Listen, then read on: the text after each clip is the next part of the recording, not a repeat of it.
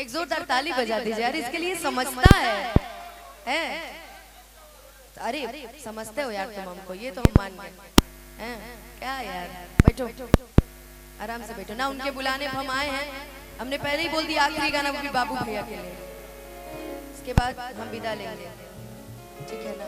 वो तो पहले ही बोल रहा था कि उसको नहीं पता है कार्यक्रम है नहीं है, फिर भी आया ना। कम से कम आना बहुत बड़ी बात है भाई। अब पिक्चर कर रहा है, एल्बम कर रहा है, भगवान करे 100 को पिक्चर फाइनल करे, 100 को एल्बम गाए। हम पहले भी बुरा नहीं चाहते थे, आज भी बुरा नहीं चाहते हैं, अनाजीवन चाहेंगे। और तुम्हारी पहली पिक्चर आएगी, सबसे पहले प्रमोट हम ही करेंगे। और तुम भूलना मत, तुम्हारे हर गानों का प्रमोशन भी सबसे पहले हम ही करते हैं, चाहे वो कोई भी गाना हो। एक गाना गाए थे ना कि मत पूछ मेरे महबूब सनम तुझे कितना प्यार मैं करता हूं।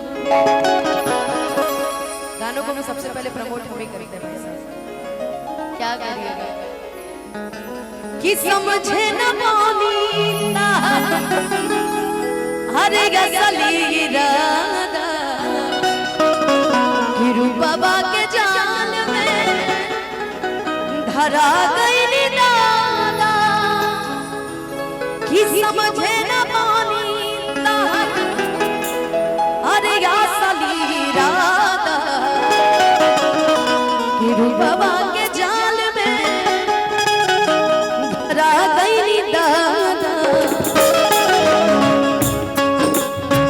केहू के रोबाल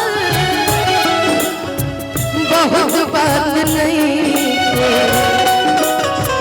केहू के रोबाल बहुत बात नहीं, रोबा के हंसावल बहुत बात होला, सनहिया लगावल बहुत बात नहीं, नजरिया चुरावल बहुत बात होला।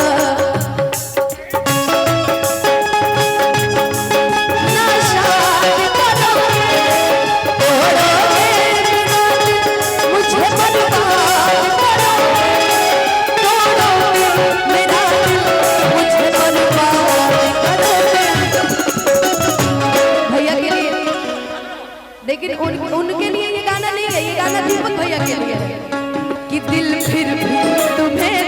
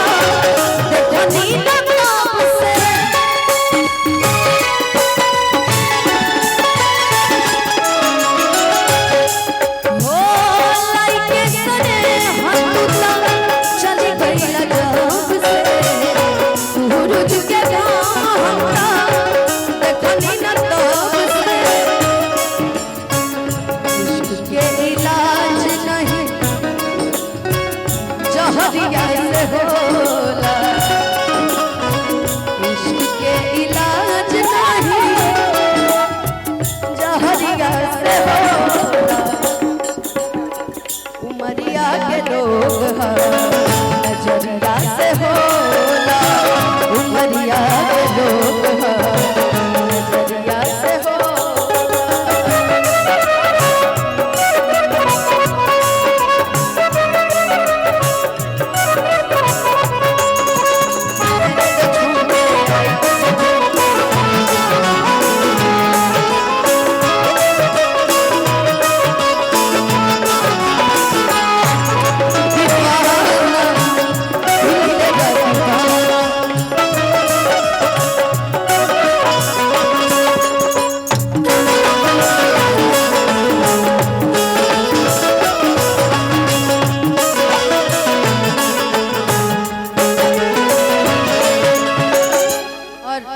जाते जाते जा जाइए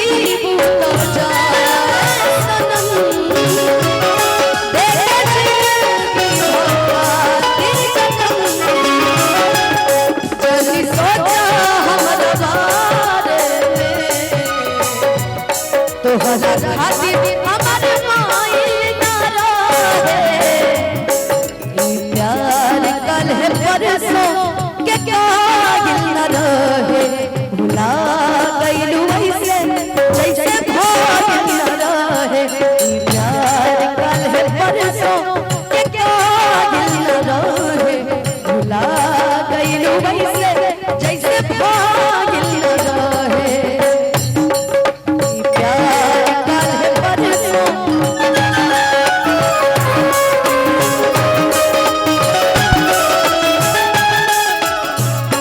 हो गंगा के पानी जैसन प्यार की कविता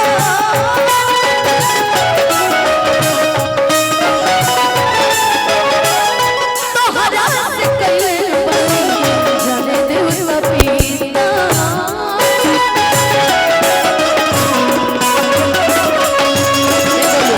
रुको बाबू भैया की गंगा के पानी जैसन हर प्यार की पविता दीपक भैया कि तोहरा से कइले बनी जाने देवता पीता बाबू भैया कि तोह से पहले के दिल में हमारा ना आइल चाहे कोई ना रहे हरे हरे हरे हमको दिल से हरे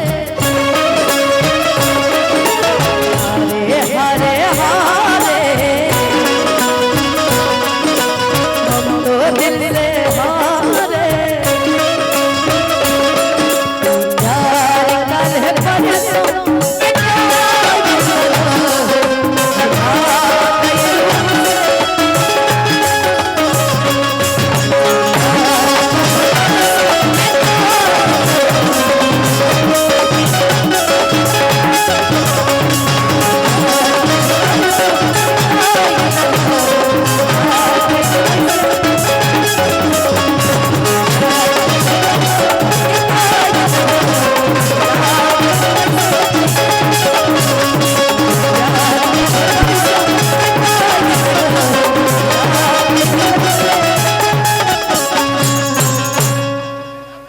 और जीवन